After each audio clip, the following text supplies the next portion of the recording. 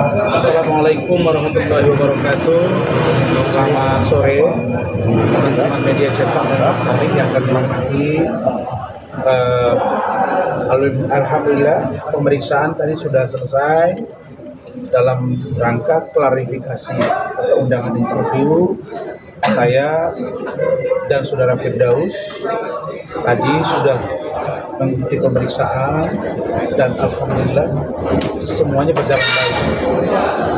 Dan secara jujur saya katakan bahwa ada nuansa berbeda, ada suasana yang berbeda, bahwa pemeriksaan ini sangat ini benar-benar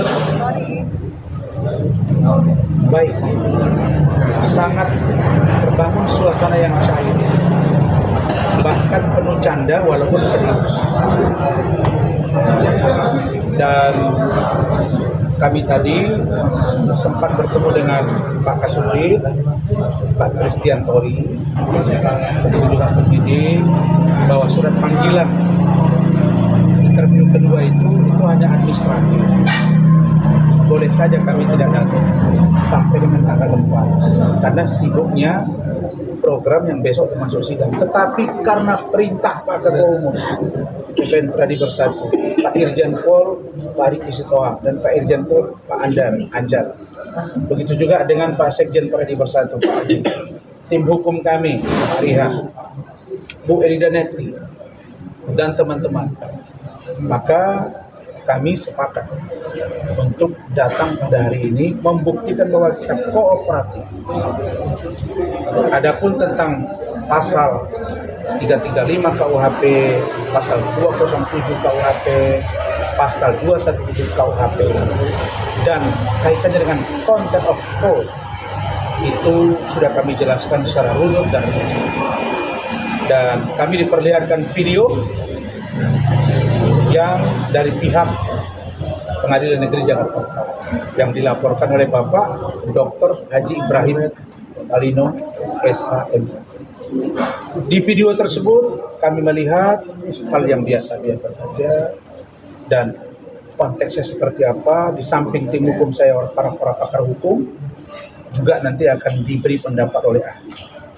Tapi prinsipnya sesungguhnya pemeriksaan hari ini singkat, tapi karena kami tadi makan siang, kemudian break sebentar juga diskusi tim, baru kita akan berangkat ke sini. Saya kira itu. Silakan Pak Ketua Tim menjelaskan. Pak Zeprin Boy Kanung ya. Terima kasih. Agak kencang sore. Nah, hari ini saya kira pemeriksaannya berjalan dengan baik karena apa yang menjadi persoalan sudah dibahas yang kita semua berkesempatan bisa dijawab dengan baik semua. Jadi tidak ada yang terlewati, semuanya bisa dengan baik dan saya yakin bahwa persoalan ini akan diselesaikan dengan baik. Artinya tim hukum akan bekerja dengan baik dari semua kelengkapan kita bersiap.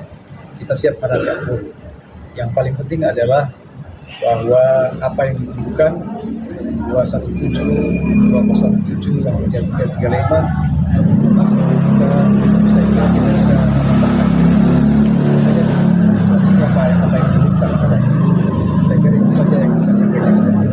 Baik, terima kasih. Silakan Bung Ria. Ya, baik, terima kasih rekan-rekan wartawan yang masih setia sampai sore ini menunggu hasil daripada untuk pemeriksaan dari klien kami Dr. Ran, yang dimana Dr. Ran ini selaku advokat juga dan juga selaku warga negara Indonesia memang sangat taat dan patuh terhadap aturan undang-undang yang diatur di dalam Polri ini.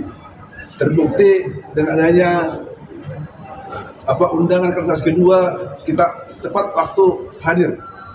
Jadi untuk itu apapun yang hasil diperiksa tadi ada kurang lebih 23-an pertanyaan, beliau sangat lancar menerangkan dan memang apa yang diterangkan itulah fakta. Saya pikir fakta ini kan udah semua wartawan udah beredar di dalam media. Jadi kita melihat bahwa fakta ini adalah ya seperti 335 ya jelas istilahnya kalau kita dari lihat unsur-unsurnya ya sangat tipis, dan juga pasal 207, 217 ya Ya, namun semua itu kan ini kan berproses.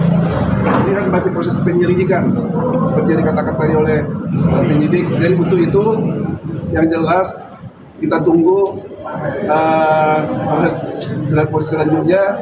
Ya mudah-mudahan tidak lagi proses selanjutnya karena saya pikir sudah sangat terang tadi dijelaskan semua yang apa yang ditanya semua oleh penyidik, sudah jelas tadi dijawab oleh klien kami Dr. Ran. Jadi kita berharap mudah-mudahan ini tidak berkelanjangan proses ini. Kira-kira itu yang bisa sampaikan. Terima kasih. Mungkin tambahkan rekan kita lagi. Mbak, silakan Bu Ida. Assalamualaikum, selamat siang. Hari ini luar biasa pelayanan dalam penyidikan tadi sangat lembut. Penyelidikan tadi sangat familiar, sangat hubungan luar biasa. Kami melihat apa yang disajikan oleh penyidik yaitu CCTV. Saya rasa CCTV itu tidak lebih dan tidak kurang dari liputan media yang hadir saat itu pada hari tanggal 6 tersebut. Nah, ada yang bersuara CCTV-nya, ada yang tidak bersuara. Di situ tidak ada kita melihat adanya kekerasan, adanya merusak dalam situasi atau lingkungan pengadilan tersebut. Kursi yang 3 itu tidak tergeser. Jadi bukan kita memaknai boleh deh semua orang punya pendapat dalam hukumnya. Namun di situ tidak ada melakukan contempt of court. Karena semua di situ berperan, di mana jaksa juga ada perannya. Ketika dia mengejar, semua sama-sama mengejar Bang Rasman, kemudian menyuruh Firdaus turun dan memberikan ultimatum dan kata-kata yang cukup inilah buat Firdaus untuk suruh turun. Firdaus segera turun. Dengan kejadian itu mayoritas dalam pertanyaan dari penyidik tadi, semua dilakukan tidak ada unsur sengaja, spontanitas sebagai meluapkan rasa ketidakpuasan karena Bang Rasman ini sudah lama menjadi tersangka, kemudian ada harapan untuk restorasi justice tidak berjalan dengan baik, dan di kejaksaan juga tidak dilakukan untuk mediasi. Ketika di pengadilan dia tidak, seolah-olah tidak mendapat kesempatan atau peluang untuk memberikan keterangan. Rasa ketakutan itu cukup mendasar karena tertutup tadi. Kenapa harus tertutup? Karena fakta ini adalah harus terbuka. Itu yang menimbulkan rasa tidak percaya diri dari Bang Rasman, maka timbullah spontanitas itu. Di CCTV itu jelas dan terang bahwa semua tidak ada melakukan contempt of court. Sesuai dengan undang-undang itu sedang disesuaikan, apakah itu undang-undang tepat untuk ditujukan kepada Bang Rasman dan Firdaus yang tentang laporan dari Mahkamah Agung dan kawan-kawan tersebut, itu mungkin sedang dikembangkan atau sedang dipelajari. Insya Allah ini akan berjalan dengan baik, di mana kita melihat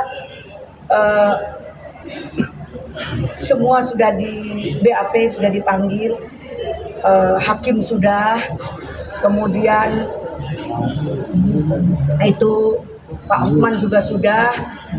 Yang kita harapkan jaksa juga harus ada dipanggil sebagai kesaksian yang ada berada dalam situasi itu, dan juga kita berharap yang baju batik itu yang berdua juga harus dipanggil. Semua yang ada di situ jadi satu kesaksian, karena di situ tidak ada yang melakukan premanisme.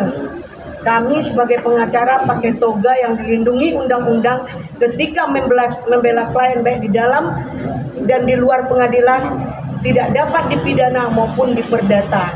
dan situ tidak ada rasa kekerasan dan tidak ada content of court.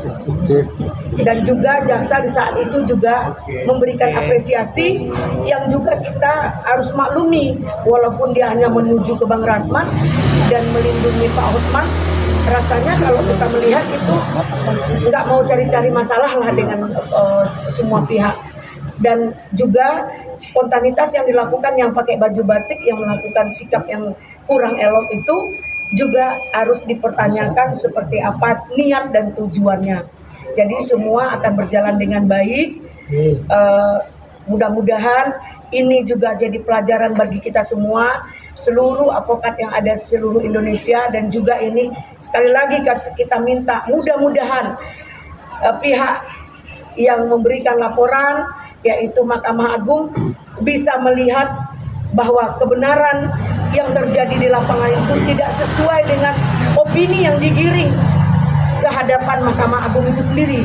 Karena yang berada di situ kita semua yo. Terima kasih. Tadi saya didampingi Rahmat. Jadi kita kan membentuk ketua tim, ya. Terus tadi Pak Anjar, ya, Pak Irjen Pol Purnawirawan Pak Anjar Dewanto sudah datang. Kemudian Pak Riki juga titip salam. Saya ulangi lagi, ya, Pak Irjen Pol Riki Sitohang juga, Ketua Umum Pradi Bersatu juga ketua tim. Wakil ketua timnya juga ada Pak Rihat, ada Bung Lecu, ada Leo Situmorang juga, tim hukum di pos, dan sekretaris timnya tetap Saudara Rahmat Riyadi karena beliau yang paham administrasi, surat menyurat dan lain sebagainya. Tadi berapa? Jadi pertanyaan itu tadi sekitar 24 pertanyaan. 24 pertanyaan, dan kami juga setelah melihat video, apakah itu dari CCTV, apakah itu video resmi dari pengadilan, kok kayaknya ya unsurnya sulit untuk dikatakan bahwa kami melanggar di 3 pasal itu. Kalau pasal itu pasal biasa, maka tidak ada kaitannya dengan contempt of court. Tapi kalau dikatakan tidak akan contempt of court, maka perbuatan itu harusnya berada di ranah umum, di tempat umum, itu Pak Ketum, ya. Ada kekerasan atau ancaman kekerasan di tempat umum. Nah, sekarang pertanyaannya pengadilan itu sedang off court atau sedang on court? Kami lihat betul, saya pun kaget tadi. Saya kaget tadi, begitu runutnya video itu. Dan memang saya cuma ini ke meja itu, gitu. Terus kita minta hakim, terus tadi di-skor, kemudian waktu itu di-skor, kemudian saya berdiri menyampaikan. Nah, tinggal diuji nanti ahli bahasa, ahli pidana. Dari kami sudah ada ahli bahasa, sudah disampaikan, ahli pidana juga sudah disampaikan. Insya Allah nanti akan baik-baik saja. Tapi sekali lagi saya katakan bahwa kami tidak bermaksud menyerang institusi, tidak menyerang institusi kehakiman, mulai dari Mahkamah Agung, Pengadilan Tinggi, Pengadilan Negeri, no. Tidak juga kejaksaan, tidak juga kepolisian, tidak juga KPK, tidak juga lawyer, tapi oknum.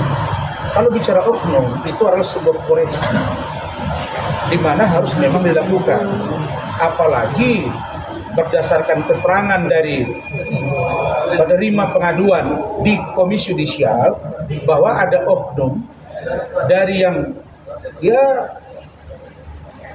menangani banyak perkara saat ini juga pernah dilaporkan. Kami nggak usah sebut nama, tapi saya kira ini koreksi. Bukankah Pak Kapolri misalnya mengatakan bahwa yang mengkritik Polri adalah sahabat Polri? Kalau Polri melakukan itu, maka saya yakin yang mengkritik kejaksaan juga adalah sahabat kejaksaan. Yang mengkritik kehakiman juga adalah sahabat kehakiman. Begitu juga dengan KPK dan pengacara. Jadi saya kira itu. Dan saya dengan Saudara Firdaus sudah meminta maaf lisan dan tulisan. Itu tadi. Oke, Bang, terakhir Bang, mungkin Rasman, Bang mungkin. Apa Bang selanjutnya sempat menghadapi sidang juga tuh Bang? Ya, yang berbeda. Untuk besok kami akan briefing nanti malam. Untuk hari ini sudah briefing kemarin malam. Nah, saya kerjanya sistematis. Nah, untuk besok kami akan hadir untuk pemeriksaan Hotman. Persoalannya Hotman sudah pulang nggak dari Singapura? Karena kan ada Di situ dia buat caption bahwa lever hatinya itu bernanah. Sampai dia kutip beberapa penjelasan kedokteran. Ya kalau saya kan anak saya, istri saya kan orang kesehatan. Jadi saya kira Hotman butuh istirahat menurut saya. Tapi kalau dia merasa sudah sehat, ya kita tunggu saja besok. Karena ditunda atau tidak besok di pengadilan.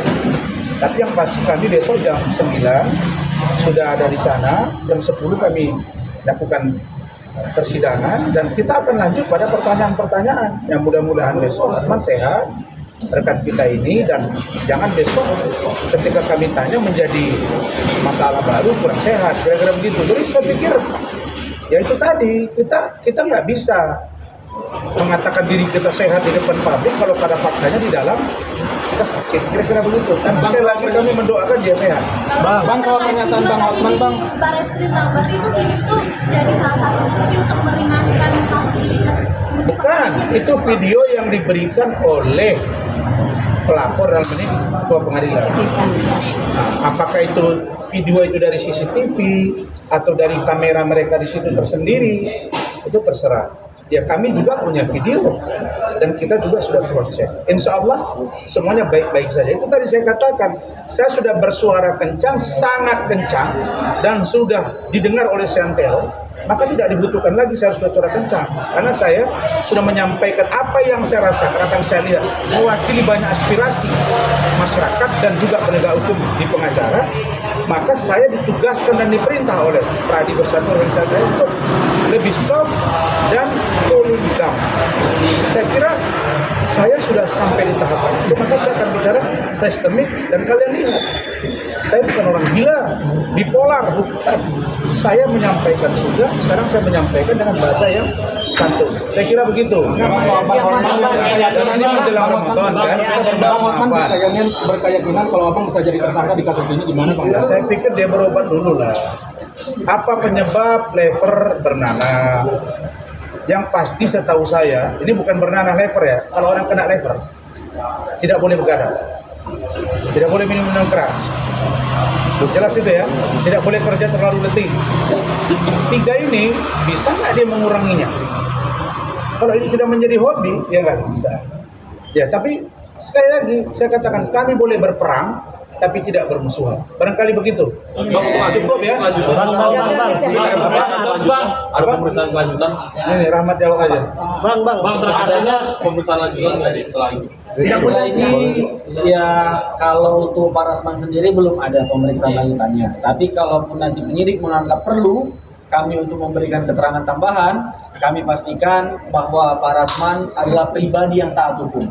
Dibuktikan dari sekian banyak laporan yang sudah pernah kami terima, Pak Rasman pada khususnya tidak satupun yang tidak dihadiri. Artinya Pak Rasman adalah pribadi yang gentle. Kita pastikan kita akan hadir jika penyidik meminta keterangan tambahan. Tapi yang pasti kami telah mengajukan saksi ahli.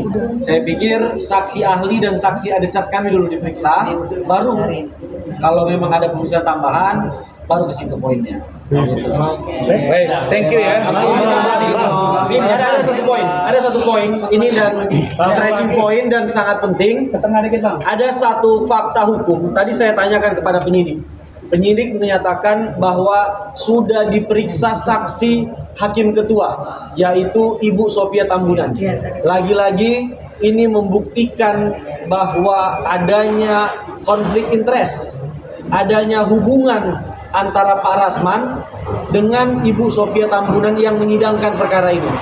Dalam perkara Pak Rasman sebagai terdakwa di Pengadilan Negeri Jakarta Utara. Saya pikir dalam waktu dekat KY pada khususnya dan juga Mahkamah Agung agar menerbitkan atau memerintahkan untuk Ibu Sophia Tambunan ini sebenarnya harus diganti. Karena konflik interest ini secara hukum dilarang untuk memeriksa perkara yang ada hubungannya antara terdakwa dengan hakim. Ini akan membuat penilaian hakim menjadi tidak lurus lagi, tidak sesuai dengan undang-undang. Gitu dia poinnya. Konfliknya apa? Jadi masalah hakim itu memang harapan kita begitu. Karena memang banyak yang bilang ke saya, kok terlalu berani Bang Rasman ini. Bukankah palu itu diketok nasi Bang Rasman ada di situ? rezeki Bang Rasman ada di situ. Saya jawab, bukan hakim yang menentukan rezeki kita. Kalian percaya hakim apa percaya Allah? Percaya pada Allah. Yang kedua, Allah maha membolak-balikkan hati manusia. Ya, bisa saja sekejap dia bisa menjadi sahabat yang baik.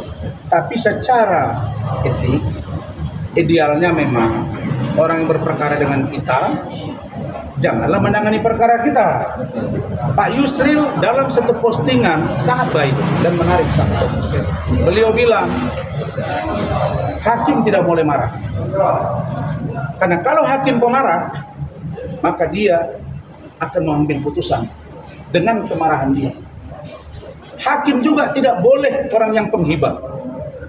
Karena dengan penghibah, dia akan memutus juga tidak sesuai dengan faktanya. Kalau begitu hakim yang mana? Hakim yang lurus, yang adil, yang jujur, dan memberi keadilan masyarakat. Oke, thank you. Tapi bang. Bang Ketum.